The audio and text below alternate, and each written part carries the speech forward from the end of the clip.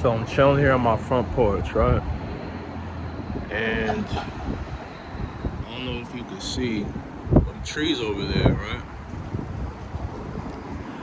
Every day I see this hawk fly, and it flies high as shit. And it like circles those trees and it'll go back and forth, like over Stop and Shop and back.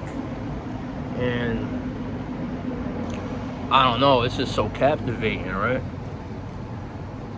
And it got me thinking, like, I have this like fixation when it comes to animals.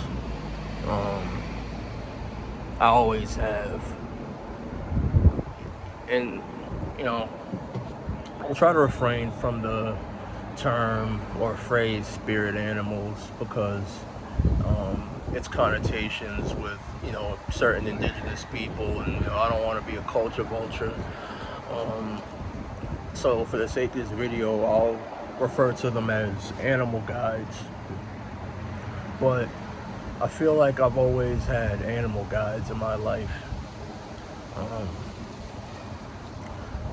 and I would see certain animals in like dreams or in real life or in media that I consumed. And I feel like they were like messengers or symbols or archetypes or like harbingers of some kind of change in my life.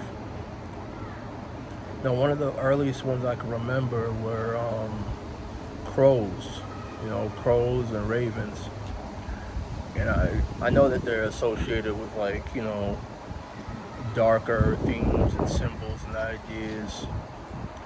But from what I read, they're more symbols of, change and, you know, clearly like one of the most obvious changes in life being death, which is something that they tend to be associated, but I don't think just that though. I feel like I would always see ravens or crows when I was undergoing some kind of transition or transformation in life. So whenever I saw one, and I saw one just the other day, it was like it was reassurance that this time in my life was a transitional one, and that I would be undergoing a change, and I most certainly am. Another one, and I remember one of my past girlfriends bringing this up to me. I remember her being like, "You're like a bear." Mind you, she said it because, like, I've always, not always, but for a long time, been like a bigger dude, burly. I would sleep really long, and she's like, "You're like a bear," like. And I remember like kind of taking that on. I even got a bear claw tattooed on me, and I feel like I took that type of persona on to a certain extent. Like, I remember I started seeing bears in my dreams, and I had a dream I was being chased by a bear, but then I was saved by a bigger bear. Or even more recently, maybe like last year or so, I had a dream that a black bear walked right up to my doorstep as if it was, giving me a message or something. I always felt like it was like a manifestation of like a very animalistic side of me, not in a bad way, but like very primal though, like primal, like as far as good and bad things, like like rage, like bears are associated with like Vikings, like berserkers. That's where the name comes from. It literally translates to bear shirts. Rage, sexuality, but also fierceness and protecting the ones you love. A mother bear, the thing that got her to tear you up the most is being perceived as a threat to her young ones, you know. So that's always been an aspect or quality that of an animal I felt like was significant. Another huge one, very big one, and people who know me and know this, is the wolf. I've always been obsessed with wolves. And wolves are funny. Like, wolves are a pack animal, but they're a paradox in the sense that they could also be isolative and solitary.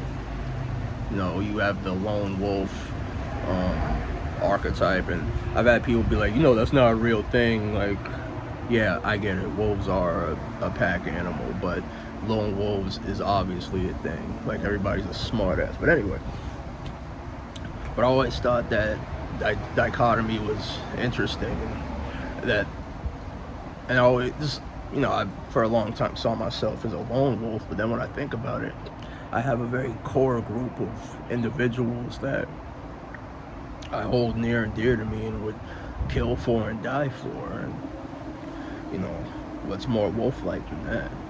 And it's just this, like, there have been times in my life, like, I've said this in way older videos, like, you know, sleep paralysis experiences I've had, and one of them, the only one that didn't scare me, was when I saw a black wolf. And I knew that, and we're gonna get into some Jungian psychology when I mention this, I knew that that black wolf was a representation of my shadow self.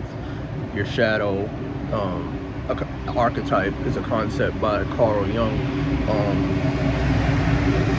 which basically your shadow develops when you kind of repress certain aspects of yourself. So it seems to be your literal darker impulses and instincts, like, you know, your aggressive side, your fierce side, maybe your more sensual side, carnality, all that. And you know, whenever I feel like I'm channeling this aspect of myself, I imagine it as the wolf, and I know other people see it. It's strange. This is when synchronicity, excuse me, comes into play, because I've always had people say, like, I remember my boy Mike at one point was like, look at this nigga of yours looking like a wolf. Like, you know, because at the time I had, like, you know, real I had a real rough look, like, you know, my beard had finally grown in, and my hair was all, you know, wild or whatever. Or I remember maybe a couple years ago, I work at a psychiatric hospital. One of the patients who I kind of became friendly with, he would call me Brother E. And I remember when something popped off with some patients, and he said he was watching me. He's like, yo, Brother E, I was looking at you. You're like a wolf. So, like, I know that's a part of me. Not even a part of me, that is me, you know. But moving right on along, another animal that I feel is like a guide or aspect of me is the rabbit, you know. And the significance of a rabbit is an underdog. A rabbit, I'm looking at the hawk right now, a rabbit is it's a creature that can't really do much harm, and thus a lot of harm can be done to it, you know. But it's fast, it has a wider field of vision. Like, when you're coming up behind it, it knows, and it can run away, and it's very agile. It can change positions in mid-movement very easily. So thus, rabbits have been associated with cleverness and cunning, and being able to outwit, like, bigger and badder foes. That's where you get the trickster figures, like, you know, Brer Rabbit, Bugs Bunny, who is obviously inspired by Brer Rabbit. And, you know, whenever I see a rabbit, I know, like, it's a reminder from, you know, the universe, from God, to, you know, rely on your wits rather than your aggression. you know, animal instincts still, but different animal instincts. And then, what prompted this video, that hawk is so beautiful, Lord. I'm looking at it right now. Ain't that crazy? I was just about to mention him too. The hawk. I feel like the hawk is the symbol of what I aspire to be in the spiritual and the mystical. A hawk is my higher self, literally and figuratively. A hawk, it soars way above most birds. It could see everything. It understands everything. It's still a bird of prey. It's dangerous, but you know, it's not dangerous to everyone. It's dangerous, but when it's going for what it wants, for what it needs to survive. I feel like that's a good, symbol of my higher self, or maybe your higher self. Who knows? Your higher self might be like a worm. Like, every animal is significant in some way. Like, don't sleep on no living organism. Like, even a cockroach is powerful. They're gonna live longer than us, But I look at a hawk and I see what I aspire to be, like something that soars high above the world and sees everything for what it is. A literal bird's eye view.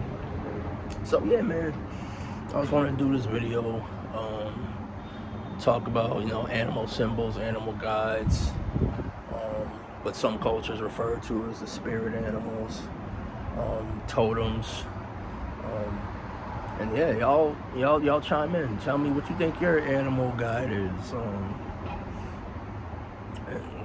yeah, fuck with your boy as always. Like, comment, subscribe.